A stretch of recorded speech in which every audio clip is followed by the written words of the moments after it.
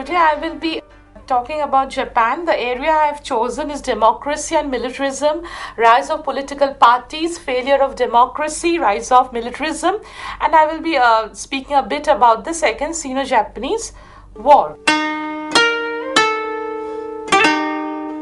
From 1890s through the 1920s, a hybrid politics of imperial democracy emerged in Japan. The political order was anchored by a modernized imperial institution which looked like the British model. But with the beginning of 1929 till 1932 and for much forward, a combination of shocks took place. There was depression, intense conflict, rise of militarism, assassination of prime ministers and capitalist leaders. And the total political situation of Japan became stagnant during this period. By the end of 1930s, political parties, business association, labor unions, tenant unions were replaced by a series of state-controlled mass bodies intended to mobilize a holy war against China. In October 1929, the New York stock market clashed.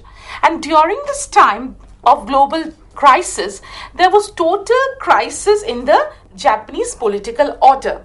This world depression was coincided in a destructive fashion with the recent initiative in the Japanese financial policy. The Mengistu government under Prime Minister Hamaguchi had come to power in 1929 and it wanted to implement two policies in order to recover the stagnant political and economic condition of Japan. Firstly, the domestic prices would be forced down and exports would be encouraged by controlling the money supply. And secondly, international trade and investment would be stabilized by returning to a fixed rate of exchange. So we see that during this time, there was a total chaos in the total economy of Japan. The Zaibatsu banks, they behaved in a very peculiar way, which was economically smart, but politically it was damaging the total situation.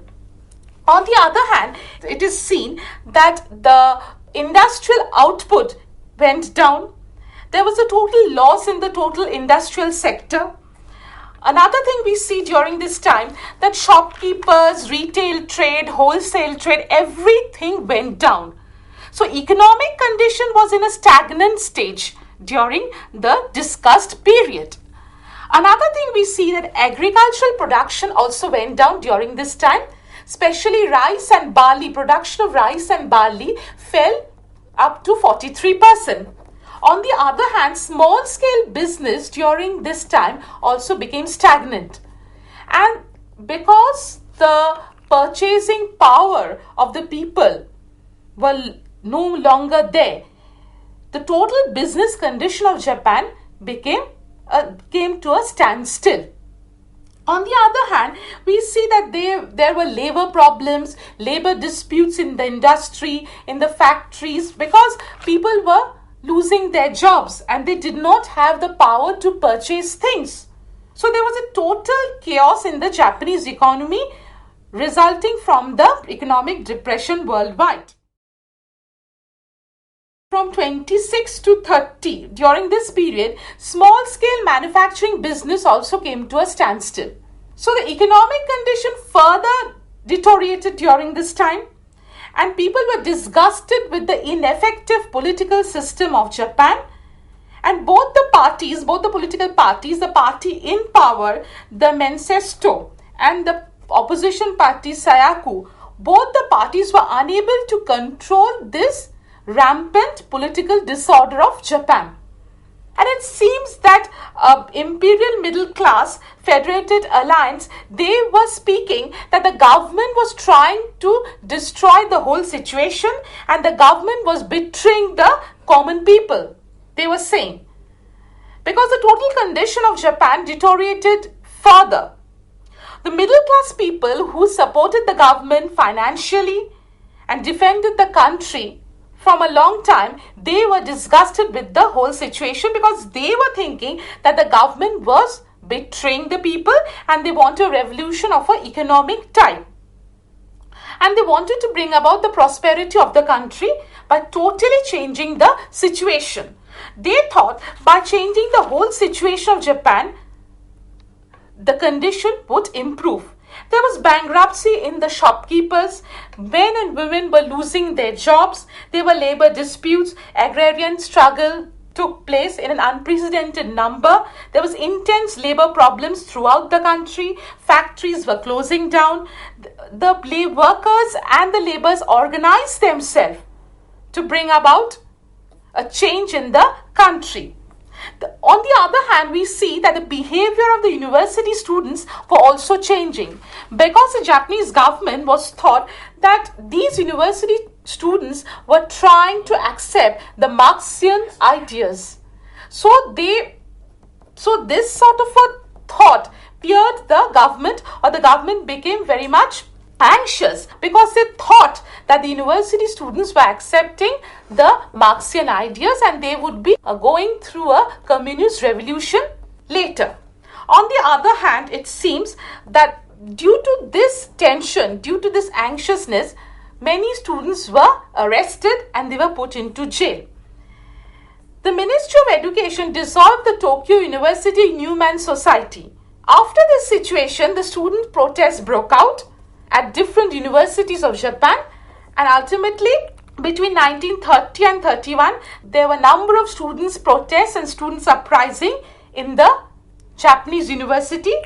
The students were not concerned with the national politics or the government policies, but they were mostly concerned with the campus politics of Japan.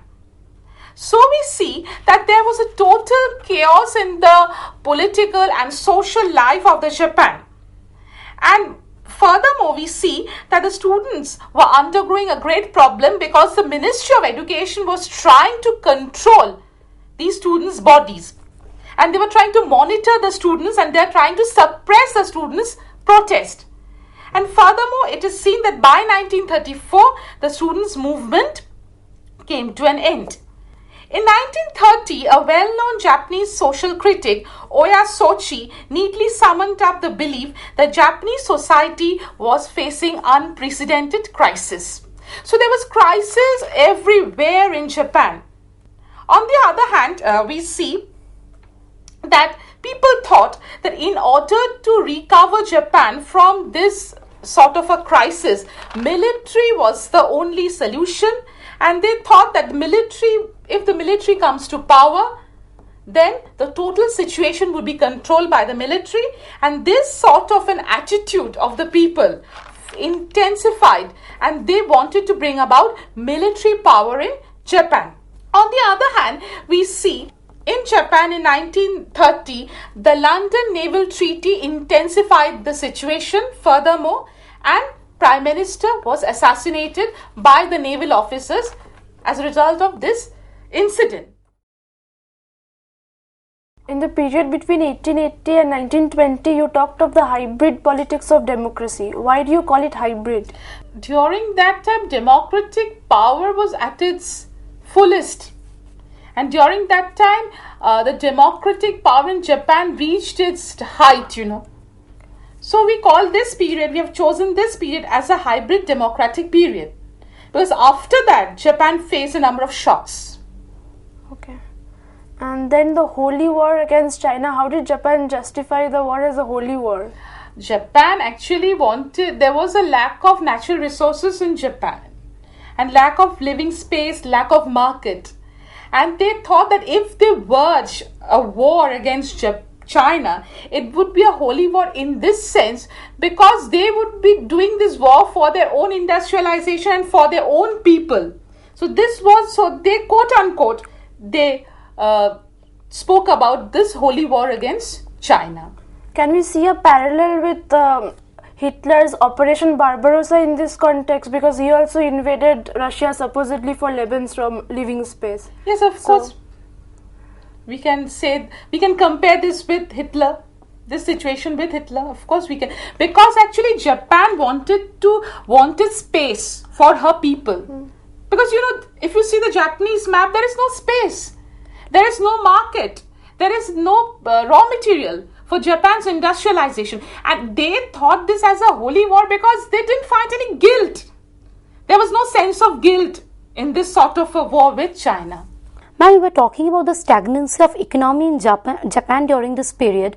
So, how far was the this economic crisis dependent on the global crisis, the Great Depression, and how far was it an internal crisis of Japan?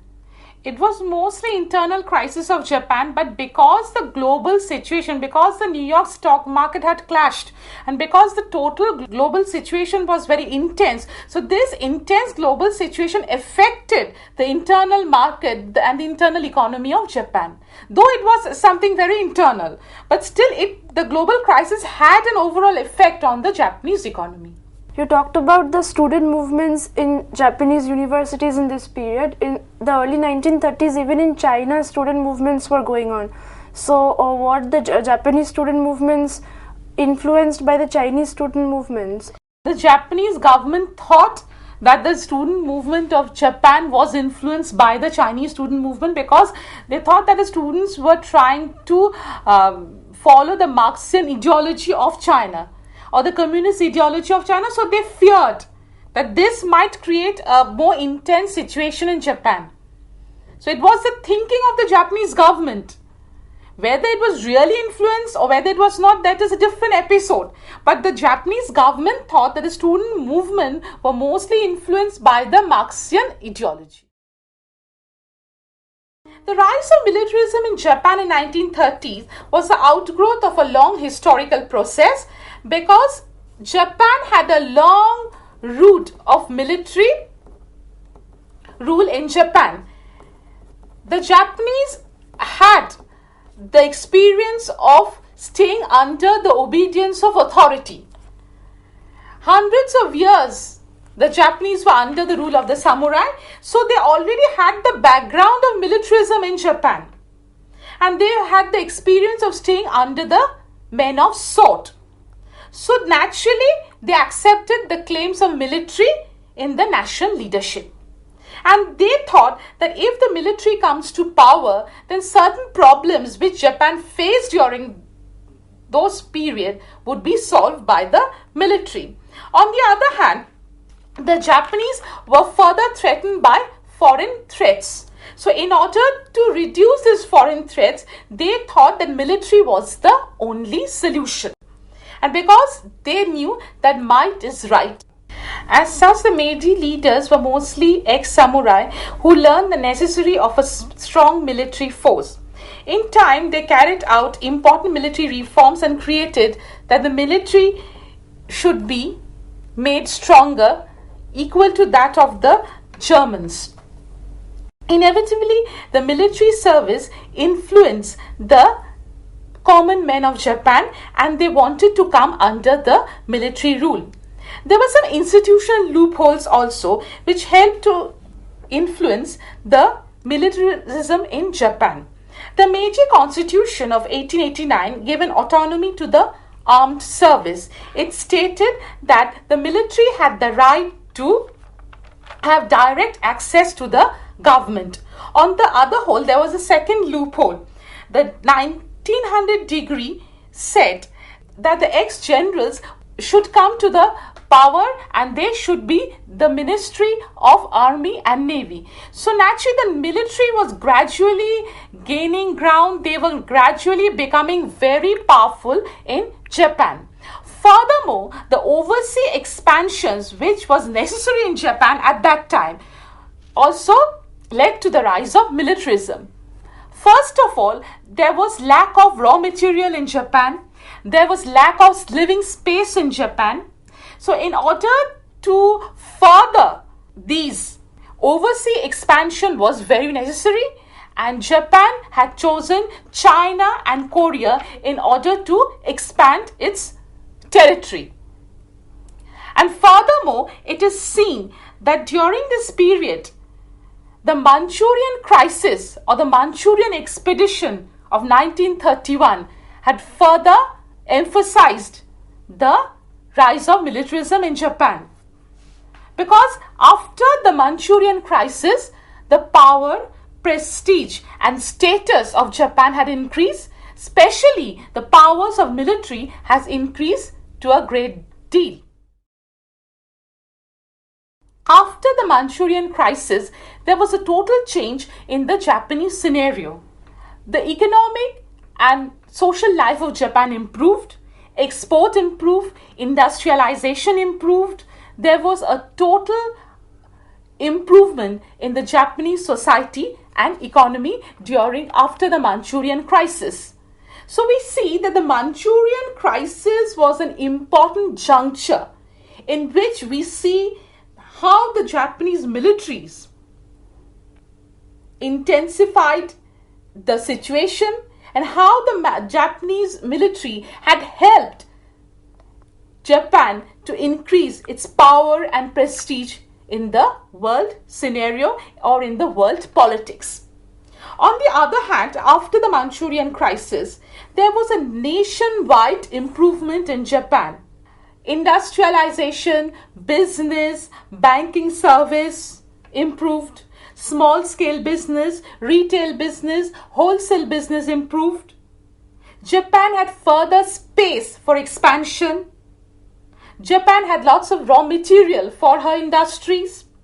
Further, we see after the Manchurian crisis, the political situation of Japan has also improved to a lot. There was a new system known as the election purification campaign. In this election purification campaign, the whole election system was monitored by the government. On the other hand, there was another trend we see after 1930, that single party rule in Japan.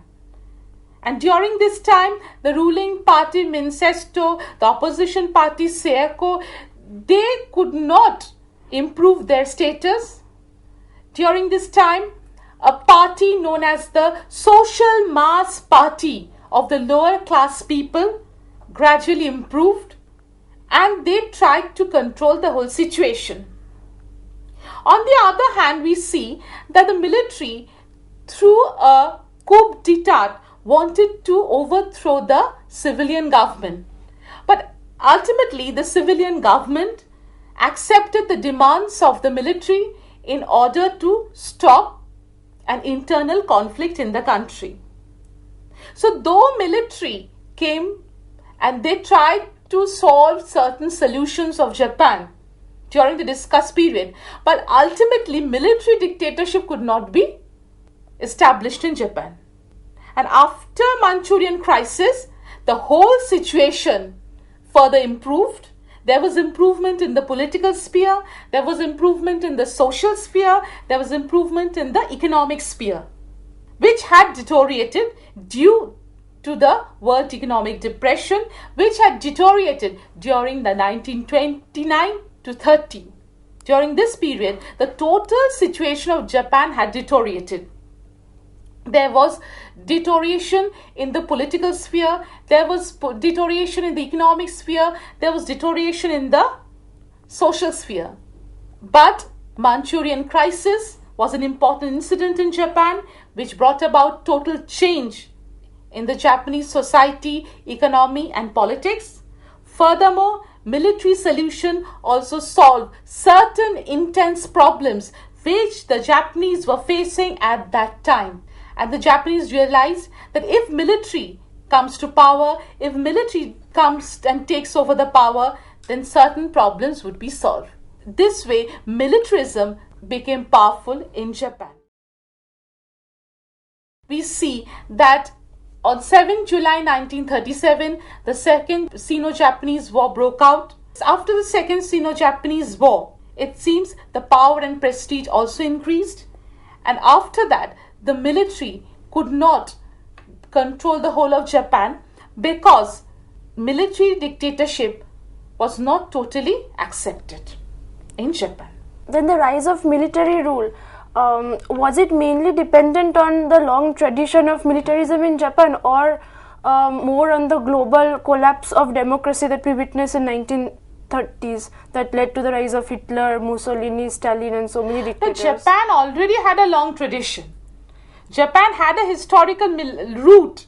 The rise of militarism can be traced back to its historical root, because for 100 years the Japanese were under the rule of the swordman or the samurai. So already they had a mindset of staying under authority. So when they saw a crisis in the political, social and economic sphere, they thought that the military would be the only solution, because already they had a background of military rule or the samurai rule. So was the immediate situation more important or the long tradition? No, the immediate situation was important, but still they had a long tradition also. The immediate situation demanded military rule, but to accept military rule, they had the background or the mindset was already prepared in Japan. So when you are talking about the failure of democracy in Japan, we can almost draw a parallel with the collapse of the Weimar Republic and then the failure of democracy in Japan. Then why is it that Japan never witnessed the rise of a single dictator, and why is it that Hitler was born like there was a lack of leadership in Japan. There were different political parties, but these political parties were not efficient to give rise to a big leader.